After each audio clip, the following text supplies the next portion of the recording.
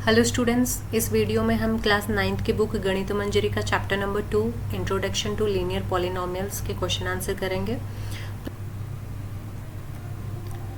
देखिए एक्सरसाइज 2.1 का question number 1 है, find the degrees of the following polynomials. And इसमें फर्स्ट पार्ट आपको गिवन है 2x² माइनस 5x प्लस 3। तो देखिए हमने पढ़ा है किसी भी पॉलिनोमियल की डिग्री क्या होती है, डिग्री होती है highest power of the variable. ठीक है, हाईएस्ट पावर ऑफ वेरिएबल। और तो हमें एक एक में चेक करना है कि वेरिएबल हमें क्या दे रखा है। देखिए फर्स्ट पार्ट में हमारे पास में है 2x² माइनस 5x प्लस 3। तो हमारे पास यहाँ पे एक सिंगल वेरिएबल है और वो वेरिएबल क्या है हमारे पास में, वो वेरिएबल है x।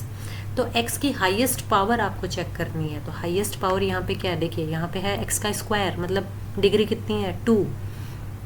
यहाँ पे x की पावर कितनी है 1, और यहाँ पे तो x की टर्म ही नहीं है हमारे पास में, या फिर हम इसको ऐसा लिख सकते हैं x रेज टू पावर 0। ठीक है, तो वेरिएबल की हाईएस्ट पावर कितनी है हमारे पास यहाँ पे 2।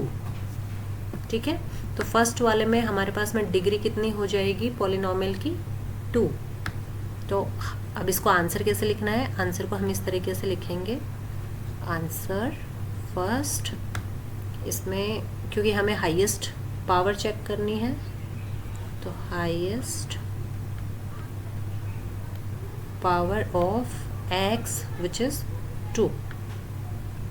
ठीक है, तो हमारे पास डिग्री भी कितनी हो जाएगी, देन डिग्री वो भी हो जाएगी 2।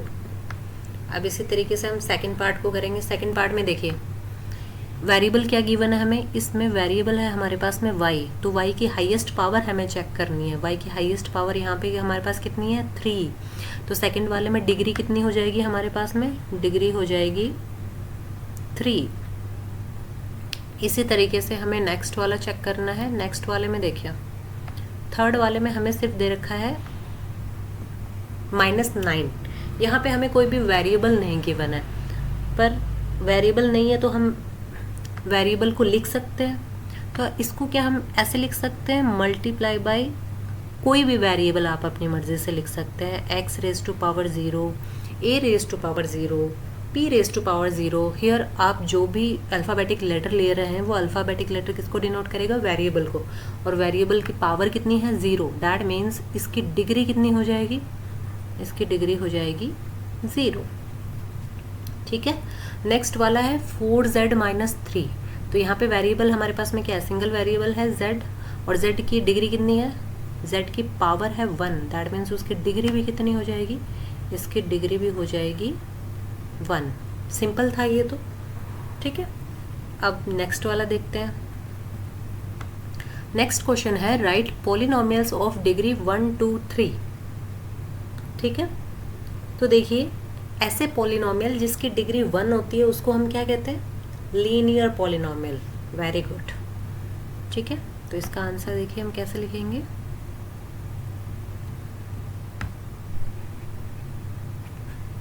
इसका आंसर होगा अ पॉलिनोमियल ऑफ डिग्री 1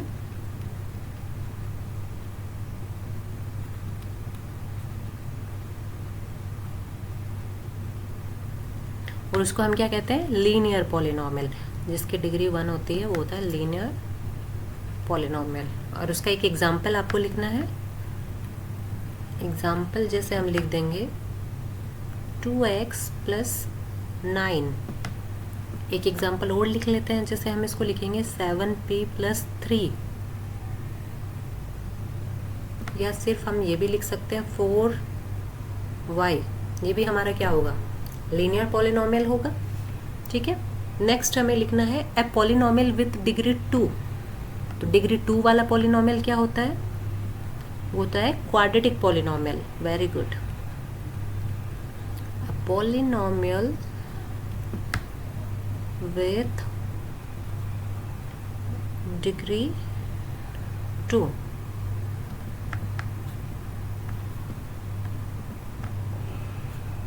ये होता है क्वाड्रेटिक पॉलिनोमियल। अब इसका एक एग्जाम्पल लिख लेते हैं। इसका एग्जाम्पल हो जाएगा x square plus 5x plus 6। एक और एग्जाम्पल लिख लेते हैं, जैसे हो जाएगा पी स्क्वायर प्लस 2। ये भी क्या हो जाएगा हमारा क्वाड्रेटिक पॉलिनोमियल, डिग्री 2 होनी चाहिए। नेक्स्ट देखिए, नेक्स्ट डिग्री 3 के लिए, तो ए पॉलिनोमियल ऑफ डिग्री 3 वो क्या हो जाएगा, वो हो जाएगा हमारा क्यूबिक पॉलिनोमियल।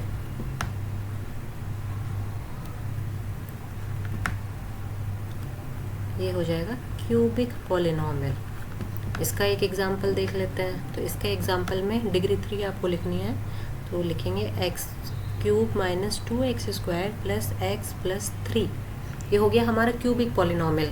अब इसमें आपको एक बोनस चीज़ मैं बताती हूँ, जिसकी डिग्री 4 होती है उस पॉलिनोमियल को क्या कहते हैं, उसको कहते हैं बाई क्वाड्रेटिक पॉलिनोमियल। ठीक है।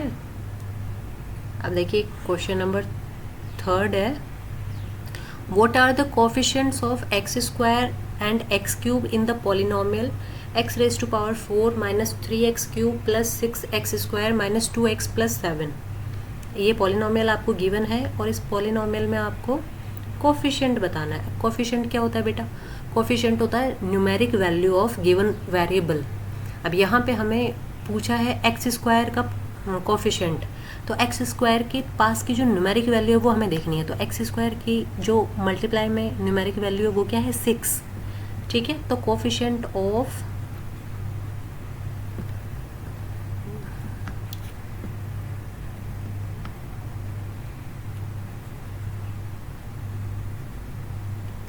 कोफिशिएंट ऑफ एक्स स्क्वायर क्या हो जाएगा बेटा 6 एंड कोफिशिएंट ऑफ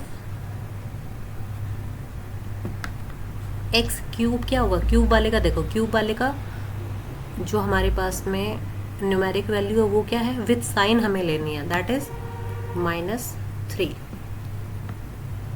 देखिए नेक्स्ट क्वेश्चन, क्वेश्चन नंबर 4 है, what is the coefficient of z in the polynomial 4z cube plus 5z square minus 11। ठीक है। तो हमें कोफिशिएंट बताना है z का। क्या हमारे पास में क्वेश्चन में z वेरिएबल कहीं पे भी गिवन है? देखिए हमें जो पॉलिनोमियल है वो गिवन है ये। क्या हमारे पास में यहाँ पे सिर्फ z की कोई भी टर्म है? हमारे पास में कोई टर्म नहीं है z की। ठीक है। तो हम क्या लिखेंगे, तो हमारा z का कोफिशिएंट क्या हो जाएगा बेटा, टर्म ही नहीं है तो z का कोफिशिएंट क्या हो जाएगा, ऑटोमेटिक 0 हो जाएगा। सो हम लिखेंगे there is no term containing z। ठीक है। तो hence the coefficient of z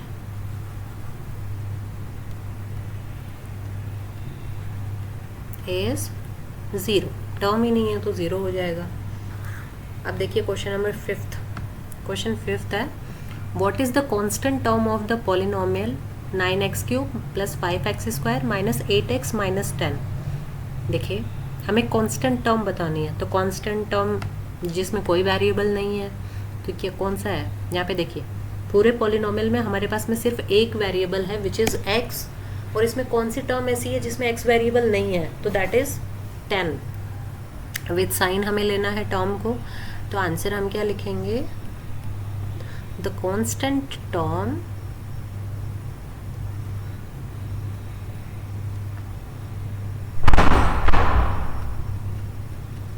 is the term without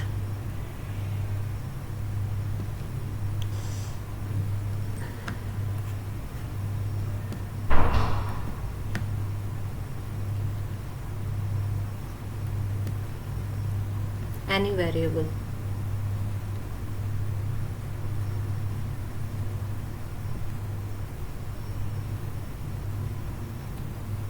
So the